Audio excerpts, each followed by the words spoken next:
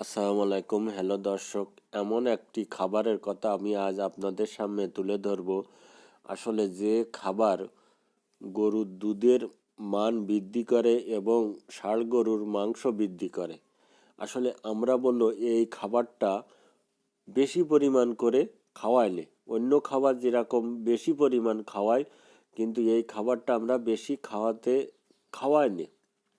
সে খাবারটা হলো সরিষার খোল। আসলে এখন শীতকালীন সময়ে সরিষার খোল যে কত উপকারী জিনিস, কেননা শরীর গরম রাখে এই সরিষার খোলে। এই সরিষার খোল আপনার গাভীর জন্য অনেক উপকারী এবং ষাঁড় গরুর জন্য অনেক উপকারী। ষাঁড় গরুরও মাংস বৃদ্ধি করে, গাভীর দুধ বৃদ্ধি করার জন্য এই সরিষার খোল অনেক ভালো। আসলে এতে প্রোটিনের মাত্রা 30% প্রোটিনের মাত্রা থাকে এই সরিষা খোলে। কিন্তু আমরা এই সরিষার খোল অধিক পরিমাণ খাওয়াই না। আমরা বেশি কি খাওয়াই? ভুসি, বুটির খুদ বা খুদির ভাত, এইসব জিনিসটা আমরা বেশি খাওয়ানোর চেষ্টা করি গাভীদের। কিন্তু সরিষার খোল আপনি একটু মাত্রায় বেশি খাওয়ায় দেখেন গাভীর দুধ বৃদ্ধি পাবে কিনা এই শীতকালীন সময়ে। কেননা এই শীতকালীন সময়ে গাভীদের জন্য অনেক উপকারী, শরীরটা গরম রাখে এই সরিষার খোলে। যেরকম প্রোটিন আছে ওইরকম আমিষও আছে এই সরিষার খোলে। আর এই সরিষার খোল আপনি ছাগল, ভেড়া, গাভী, ষাঁড় গরু সব জানোয়ারের খাওয়াতে পারবেন, কোনো সমস্যা নেই এই সরিষার খোল। আসলে সরিষার খোল উপকারিতা যদি না জানা হয় তাহলে আমরা তো অনেকেই পিছিয়ে আছি।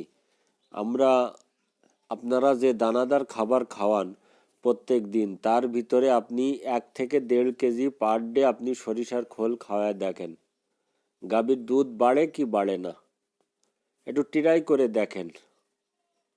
ইনশাল্লাহ আপনার দুধ বাড়বে গাভীর, এটা আমি গ্যারান্টি দিতে পারি।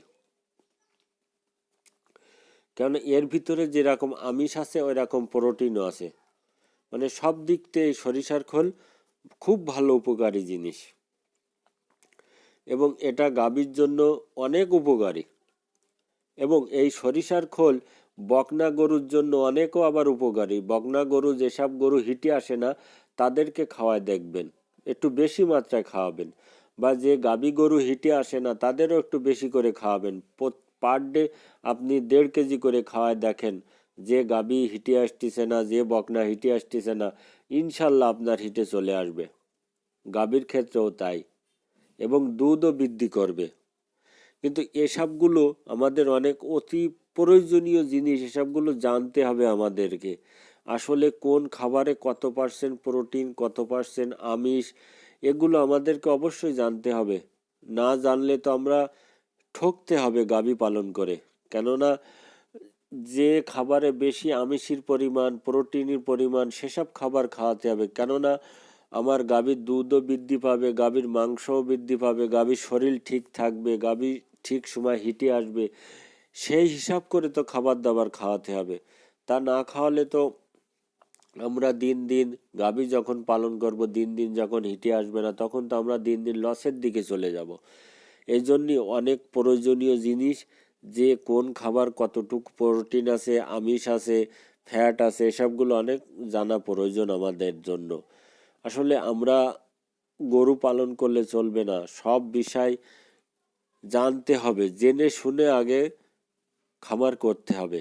অনেকেই আমরা ভুল করে থাকি যে করতে চাই না, ঘাস খাওয়াতে চাই না। আসলে গাভীর জন্য ঘাস একমাত্রই উপাদান খাবার আমি মনে করি।